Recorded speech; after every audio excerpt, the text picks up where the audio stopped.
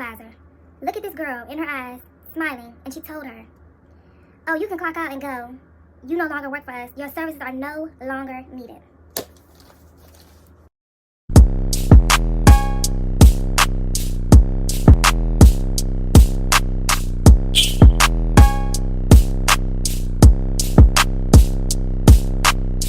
Hey you guys, welcome back to my channel. If you are not subscribed to my channel, why are you not? Subscribe to my channel to get me to those 500 followers, because I have a lot of content for you guys this year and I'm trying to do my best and bring y'all another video every Wednesday.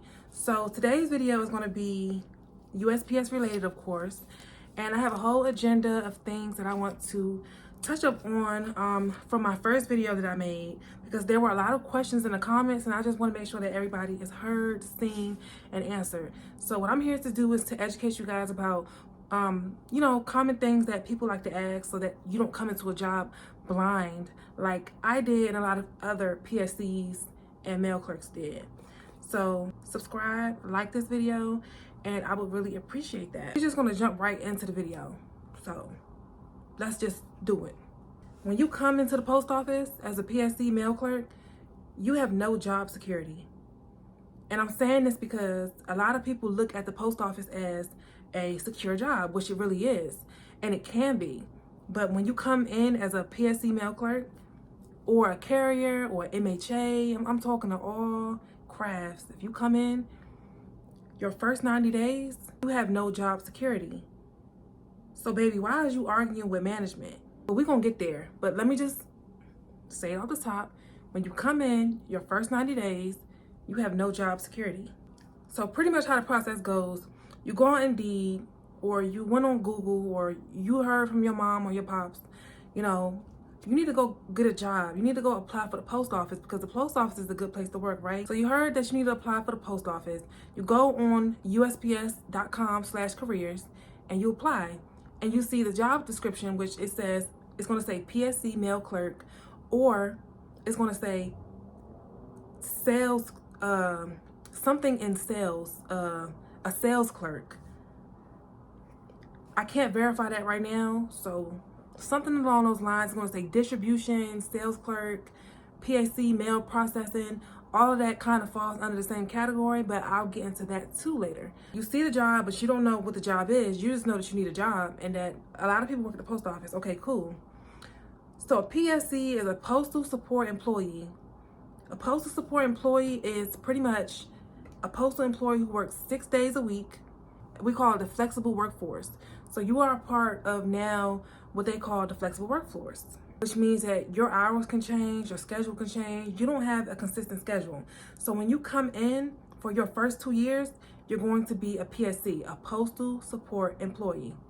Okay, so now that we got that out of the way, so when you're doing the application, I don't really remember what my process was, but from what I'm seeing and what I'm hearing, I believe we all did take an exam kind of in the application.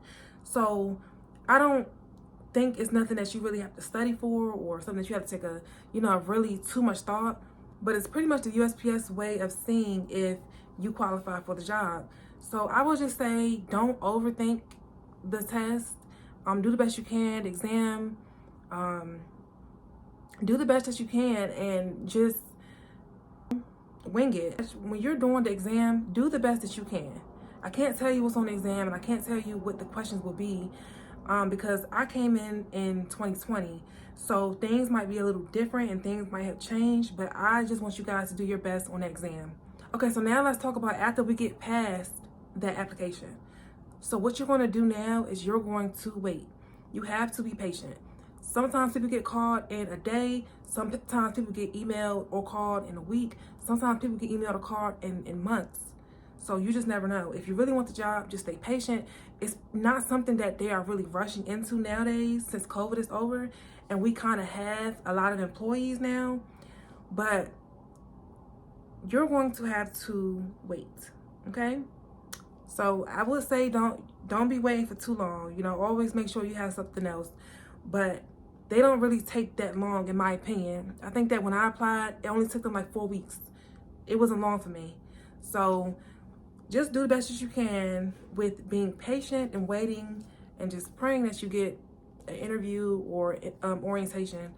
And the interview process is really nothing. Like, we didn't do like an interview with me sitting in front of a manager or me sitting in front of a supervisor and explaining why I want the job. It was pretty much like, okay, you applied, your exam was good. When can you work? When can you turn your documents in? When can you, verify your background check? Wait for your background check. And then you're also going to have to do a background check.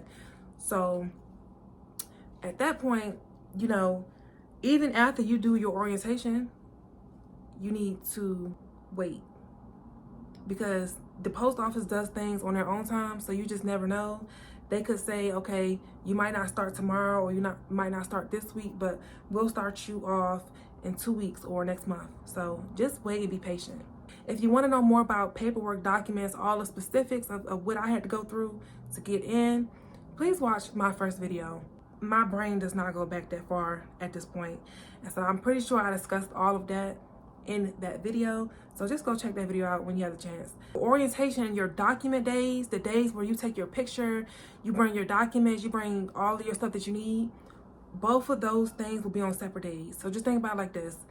Bring your documents, taking your picture, one day. Orientation, start a job, all the stuff they teach you about the job, that's a whole nother day. So these are two different events, just to clear that up, if I didn't properly articulate that. So now I'm going to get into, you did all that you needed to do. You did your documents, you bought everything, you passed your background test, you're in the job, you're ready to go. You don't even know what PSE is. You just know that you about to get, you about to get some money. You got a good job. Okay, cool.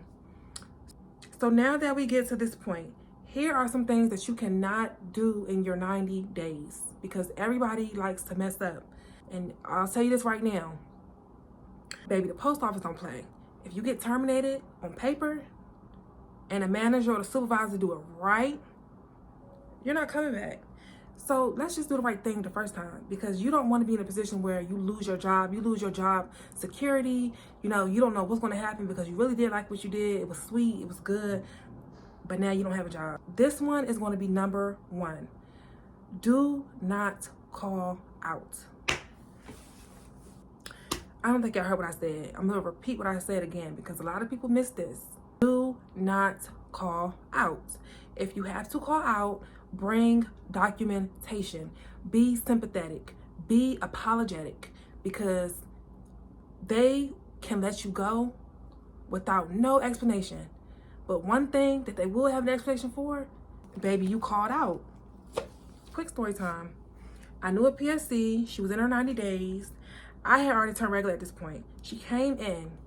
We were cool. The job was going good. She would always call out. The last 2 weeks before her 90 days was up, I lied to you not. Why the supervisor look at this girl in her eyes, smiling, and she told her, oh, you can clock out and go.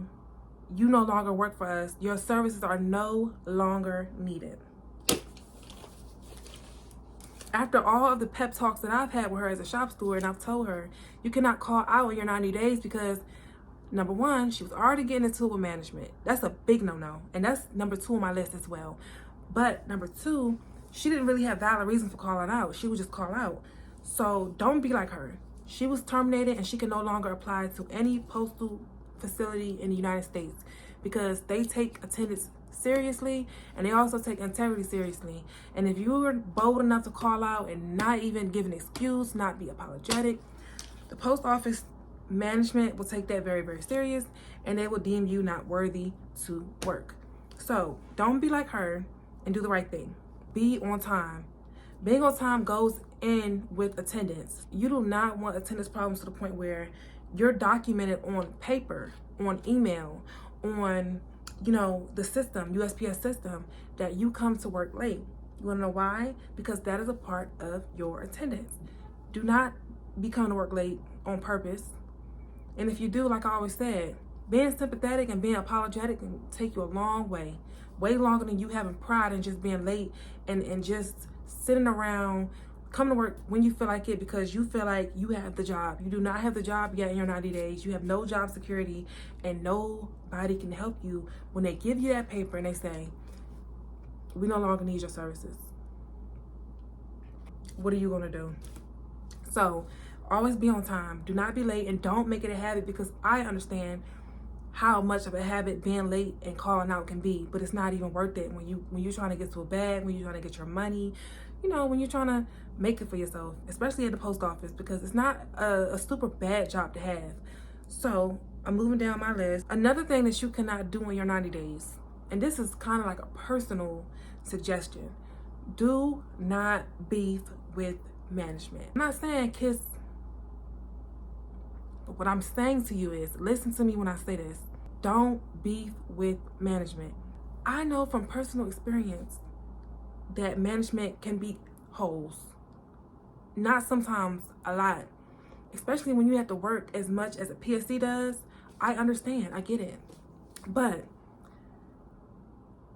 I just told you the story of the girl that got fired 2 weeks before she was supposed to hit her 90-day mark.